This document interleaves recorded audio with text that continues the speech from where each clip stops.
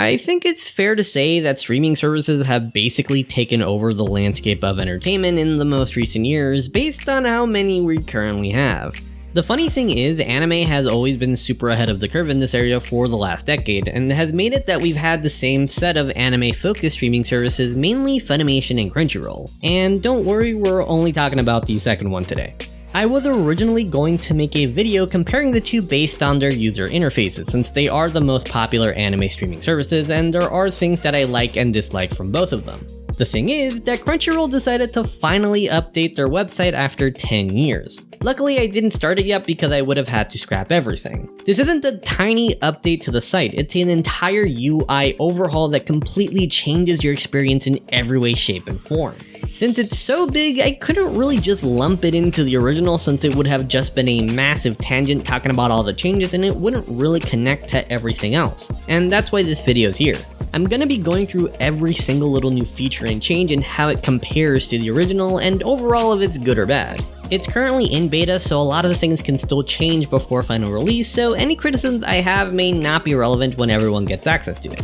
Now that we got all that out the way, let's finally start talking about the website. I think the best place to start is the homepage. Like I mentioned earlier, the design is 10 years old. It has that logic of cramming everything together to make room for ads that we don't really see anymore for streaming websites. Even for its competitors, Funimation and HIDIVE, they don't do this. You can easily go to Funimation and watch some of their free shows only dealing with ads in the player, which makes sense.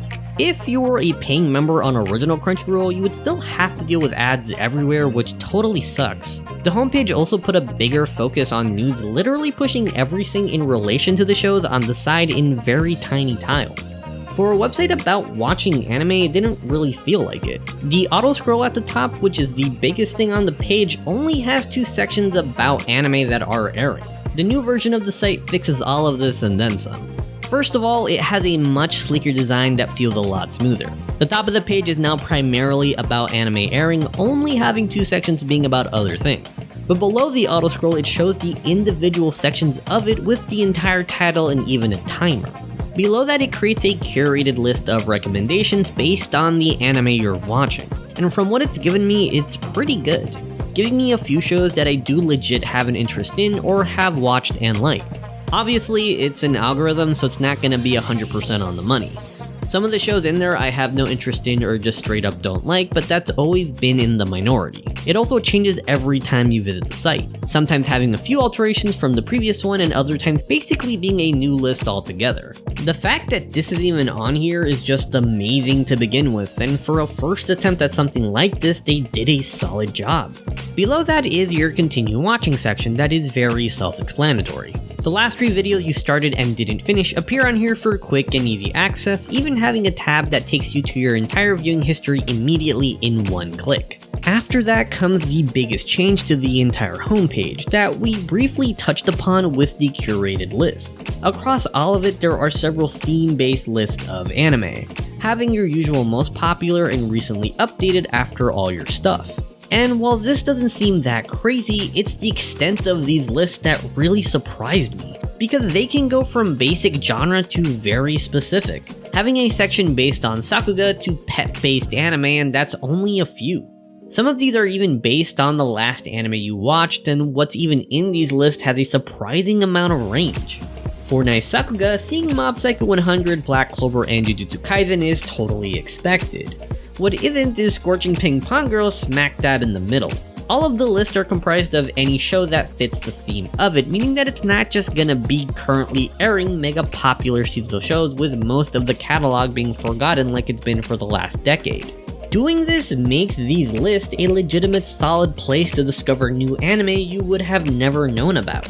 The fact that I watched GJ Club, a niche slice of life anime from 2013, and the list based on it is just niche slice of life anime from around that time frame is genuinely impressive. The news area is still on here, but it's appropriately below your personalized top section and is what divides it from the rest of the CR recommended list.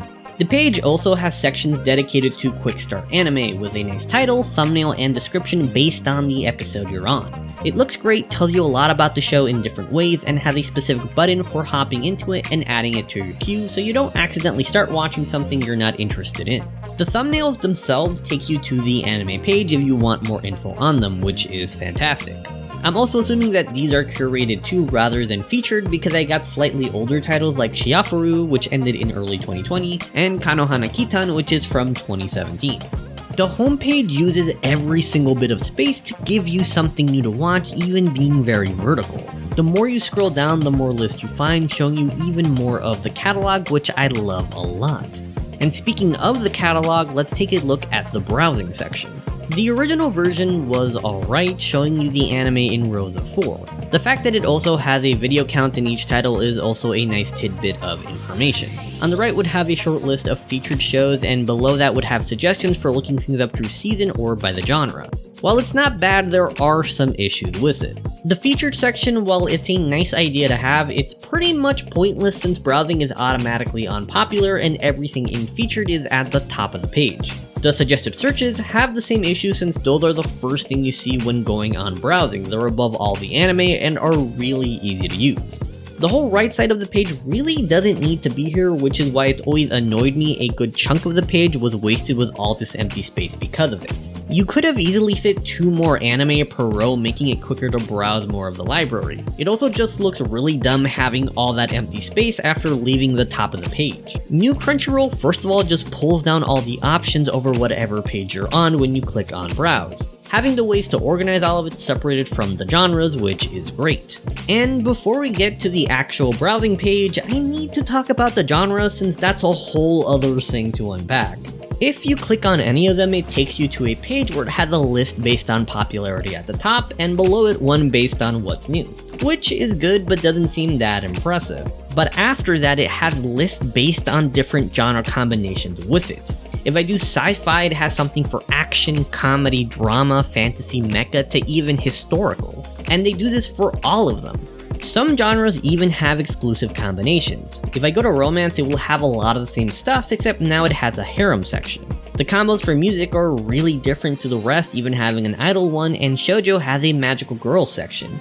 And that it gives genuinely good recommendations is just icing on the cake. Let's finally head back to browsing. The layout of it got exactly the fix I've been wanting for years. All the screen space is being used to show as much anime as possible, now having rows of 6 with the art being a little bigger and using the leftover space in between the rows to fully show the entire name of the anime. It overall has a much cleaner look compared to the tile-based one we had before. They also removed the video count, which I'm totally okay with. At first, it was a nice way to see the number of episodes of a show since Crunchyroll only handled English subs.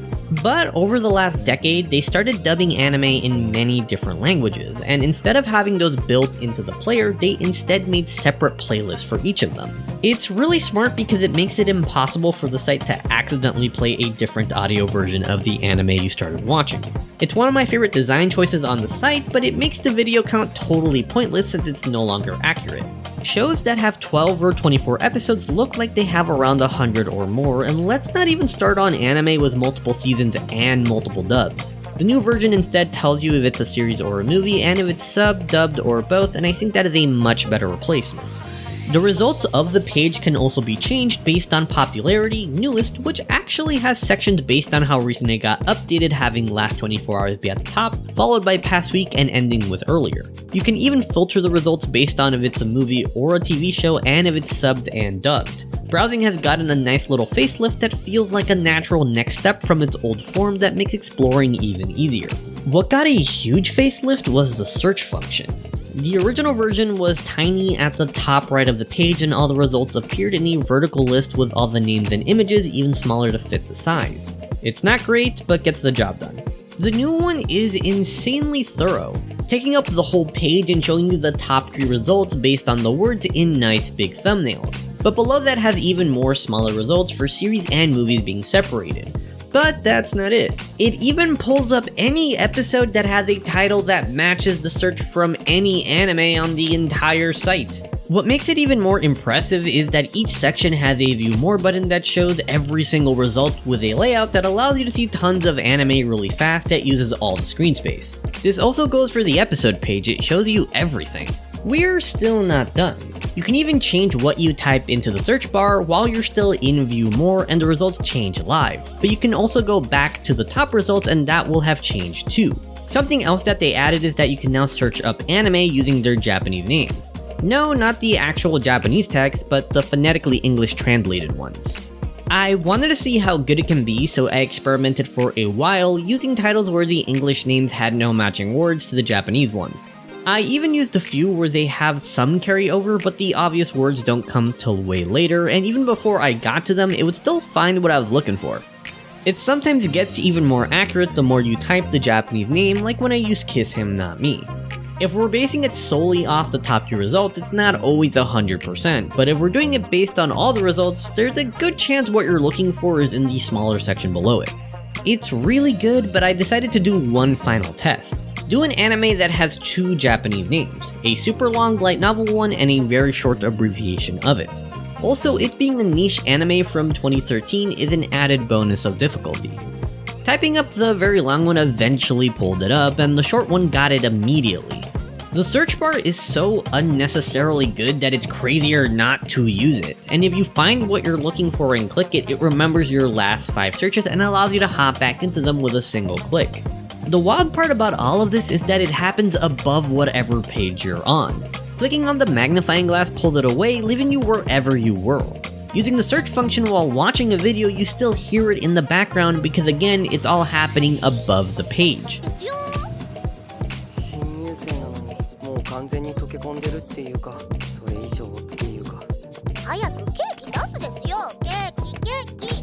I've never seen a streaming service with this level of a search feature. It's so thorough and seamless that I'm gonna be using it way more than the one we had before. I've been talking way too long about the navigation on the site, so let's go to the actual anime. The pages now have a piece of art at the top that look nice and fill the leftover space on the side nicely. Below that is the title, all of its info, buttons to add to one of your list, and a continue watching thumbnail that tells you what episode you're on. Below that is your episode selection. The old version would always put the last entry at the top, making the list backwards, being in descending order.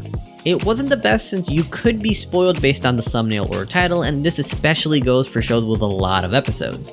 Now it appropriately starts at the beginning and progresses in ascending order. All the episodes no longer fit on screen, so the thumbnail problem I mentioned can't happen anymore until you actually get to those episodes and scroll down.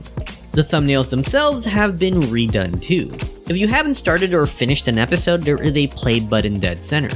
They still have the progress bar from before as well as a counter to show you how much time is left in it. When you do finish an episode, it shades it out, puts a replay button over it, and changes the timer to watch to make sure you know where you are in the show. At the top of all of that, they have all the other playlists that you can switch between, so it's not as cluttered as before. At the bottom of the page, they have a previous season and next season button to hop into them. This is more than anything for super long shows where it will have tons of episodes on the page, making it a long scroll to go all the way down. Now you don't have to do it again to change the season at the top. So how's it like watching stuff on this site? The player now takes up most of the page and the episode info is now all below it. The next episode option is also there to the right of it. Player still runs just as smooth as before. Now time for all the extra stuff. Your watch list is now next to the search bar and that itself has had a nice overhaul. The previous version had all your stuff presented vertically to tell you the info on the episode. It wasted a lot of space and made going through your list very tedious, especially if you had a lot in there. Now it's rows of 4 that have a nice thumbnail of the show, and when you hover over it, the thumbnail of the episode appears. It communicates if you have to continue an episode, if you haven't finished it, and if you have, it says what's next. The title itself takes you to the anime page, and you can easily add shows to your faves or remove them from the list. The filter options are the same from browsing, but now have an option to only show your favorites. The organization of the list itself is solid too. By default, it's on recent activity showing you what you just interacted with, but there is also updated putting what's new at the top, watch, which is pretty self-explanatory, added only showing the most recent additions to the list, and finally alphabetical, that you can also adjust to show from A to Z to Z to A. History is the same as before, just cleaned up and uses space better with all the thumbnail adjustments I talked about, so we can move on to a totally new feature, that being Crunchy List. This allows you to make a custom list of shows. Each one can be given a name and you can have up to 10 of them. Each one can have up to 100 shows in it. It's a good feature to have just for the extra organization on its own, but it's mainly here to give you even more curation. Here you can make a list as specific as you want, and adding to one is really easy.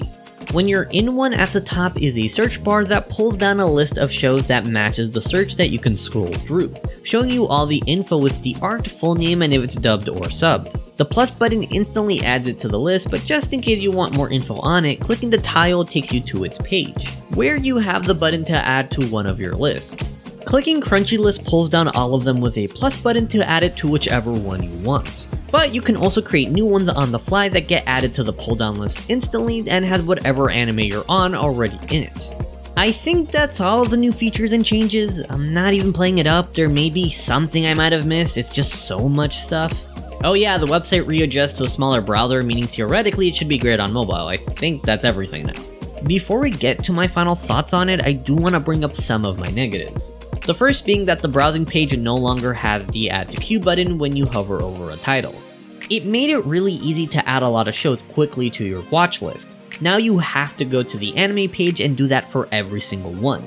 The alphabetical option on browsing shows everything in a vertical list, wasting space for the description, which is weird since putting the same option on your queue has a much better layout.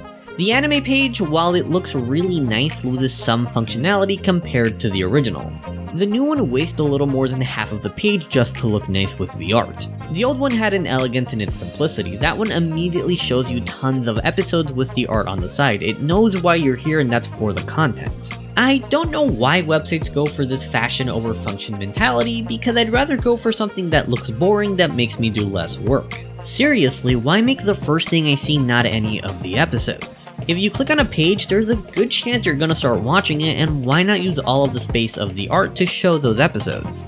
It would be much quicker and would actually show you everything of the anime. The viewing page I also have issues with. The first thing is they removed the horizontal episode list below the player that lets you scroll through all the others while you're still watching. There is now a next episode button, but the horizontal list already did that and more since you can go back and forward with it. There is a see all button right below it, but it just takes you to the anime page.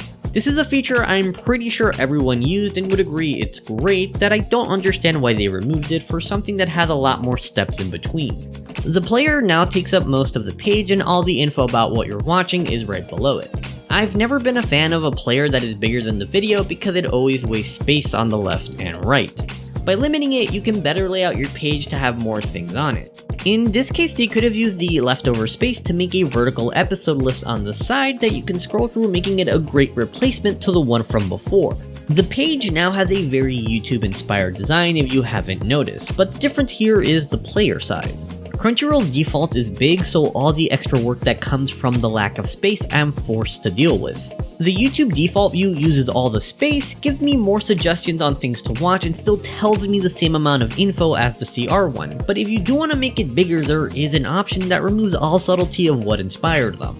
But the difference here is that it's an option that you have to choose, so all the extra work that comes with it is completely on the user, and that makes a very big difference.